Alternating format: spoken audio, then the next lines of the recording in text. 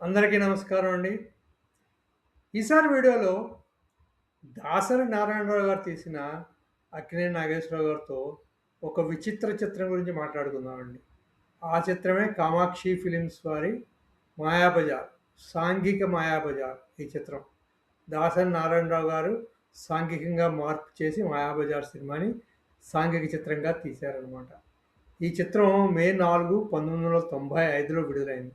అంటే విడుదలై నేటికి 31 సంవత్సరాలు పూర్తయిందనమాట. ఈ సినిమాలో 'మాయాబజార్' అని చెప్పుకున్నాం కదా! పేరు కూడా అదే.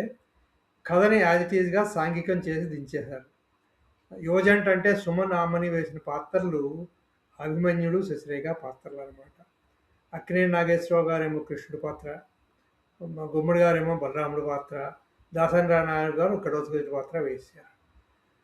నిర్మాణ సంస్థ కామాక్షి ఫిలిమ్స్, నిర్మాత పెండా సూర్యనారాయణమూర్తి, కథ, దర్శకత్వం, స్క్రీన్ ప్లే అంతా కూడా దాసరి నారాయణరావు గారు. సంగీత దర్శకుడు మాధవపెద్ది సురేష్, ఛాయాగ్రహణం సిహెచ్ రమణరాజు. ఈ చిత్రం అనుకున్నట్టే ఆ రోజుల్లో ఫ్లాప్ చిత్రంగానే నిలిచింది. అక్కినేని నాగేశ్వరరావు గారు 19% ఫ్లాప్లో ఇది కూడా ఒకటి. చెప్పాను కదా, పాత్రలు పాత్రధారులు చూసుకుంటే కృష్ణప్రసాద్ ఆ పాత్ర అక్కినేని నాగేశ్వరరావు గారు. అంటే కృష్ణుడి పాత్రకి నకలు అనుకోవచ్చు ఈ పాత్రని సాంఘికంలో.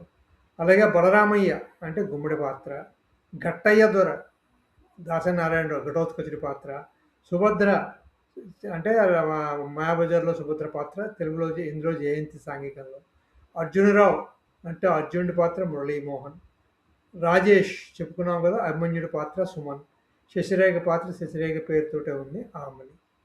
ఇవ్వండి ముఖ్య పాత్రలు.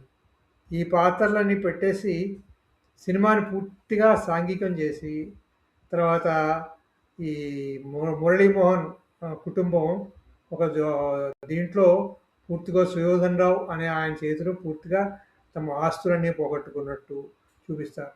ఆ తర్వాత కనికట్టు మాయాజాలంతో గట్టయ్య దొర చేసే పనులు, తర్వాత కృష్ణప్రసాద్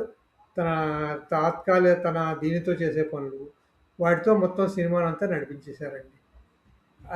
దాసరి నారాయణరావు గారికి ఈ ఐడియా ఎక్కడి నుంచి వచ్చిందో తెలియదు కానీ మళ్ళీ దేవదాస్ తర్వాత దేవదాస్ మళ్ళీ పుట్టాడు సీక్వెల్ కింద తీసినట్టు చేశారు.